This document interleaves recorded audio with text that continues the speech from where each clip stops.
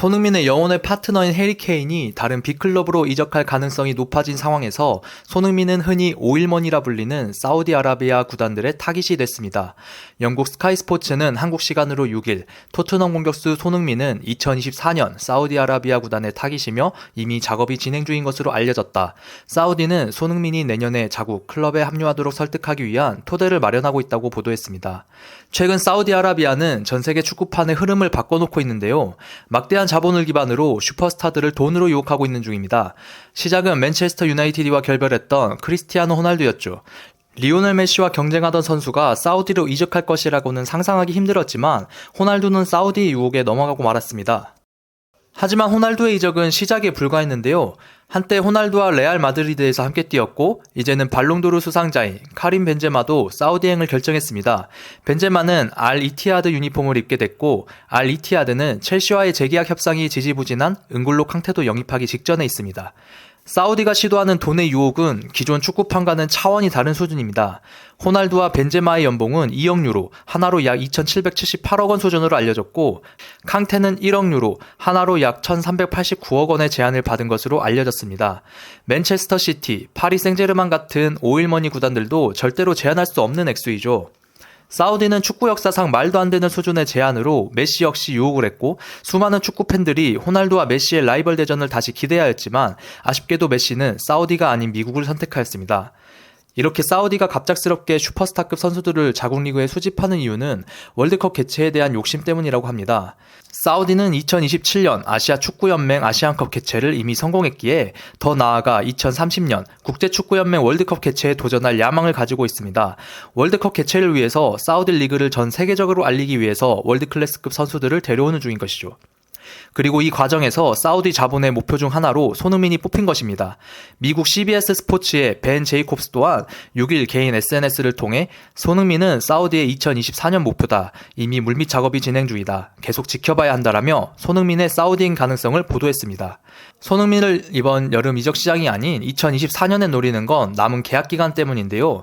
손흥민은 2021년 7월 토트넘과 4년 재계약을 체결했습니다.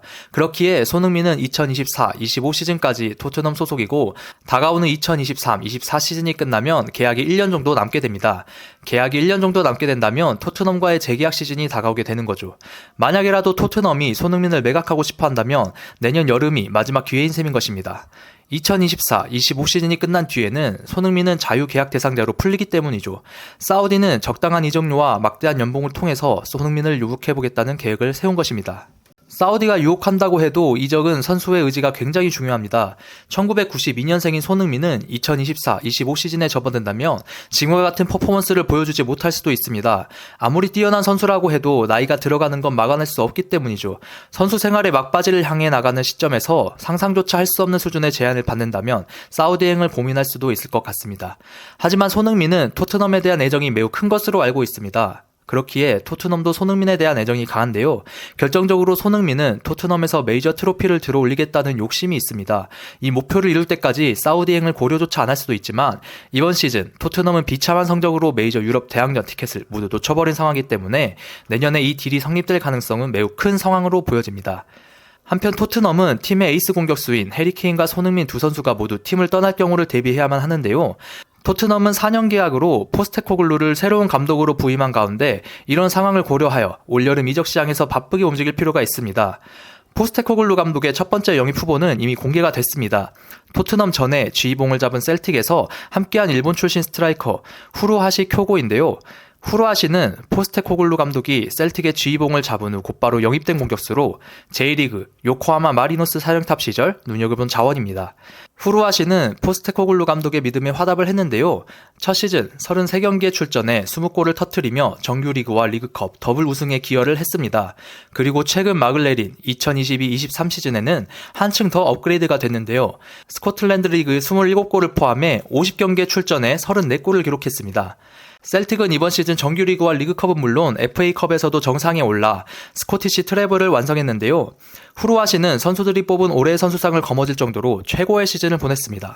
이렇기 때문에 영국의 더선은 7일 포스테코글루 감독의 토트넘 예상 베스트 11을 공개했는데요. 후루아시가 토트넘으로 이적한다면 무조건 선발 멤버로 점 찍었습니다. 포스테코글루 감독은 4-3-3 시스템을 선호하는데요. 해리케인이 이적할 경우 후루아시는 3톱의 중앙에 위치하고 좌우에는 손흥민과 대안 클루세프스키가 포진합니다. 미드필더에는 올리버 스킵, 호이비에르, 벤탄쿠르가 서고 포백의 좌우에는 우디네스에 임대해서 복귀하는 데스티니 우도지와 페드로 포로가 호흡합니다. 센터백에는 영입을 노리고 있는 맨유의 해리 메가이어와 크리스티안 로메로가 짝을 이루며 골키퍼는 브랜드 포트에 다비드 라야가 골문을 지키는 새로운 그림입니다. 케인이 잔류할 경우에도 후루아시는 역시 선발 멤버로 예상이 되는데요.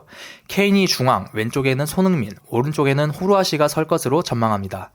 J리그 비셀고베 출신인 후루아시의 셀틱 이적 당시 몸값은 460만 파운드, 하나로 약 74억 원이었지만 현재는 약 5배 오른 2천만 파운드, 하나로 약 320억 원입니다. 몸값이 굉장히 많이 올랐지만 잉글랜드 프리미어리그 기준에선 저렴한 가격에 속하죠. 후루아시는 셀틱과 계약 기간이 2년 더 남았지만 토트넘의 영입 제한을 뿌리칠 가능성은 매우 낮아 보입니다.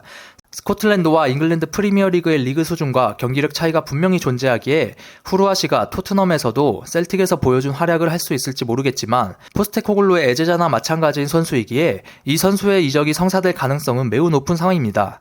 이에 영국 풋볼 런던은 토트넘에서 포스테코글루가 꼭 잡아야 하는 13명의 선수라는 기사 제목 하에 손흥민은 지난 시즌 부진했다. 하지만 폼은 일시적이지만 클래스는 영원하다. 공격진 중에서 절대 이적시켜서는 안 될 선수 중 한 명이라고 보도하며 토트넘이 사우디로 향할 수 있는 손흥민 선수를 꼭 붙잡아야 한다고 강조했습니다. 여기까지 시청해주셔서 감사드리며 구독과 좋아요는 영상 제작에 큰 도움이 됩니다. 감사합니다.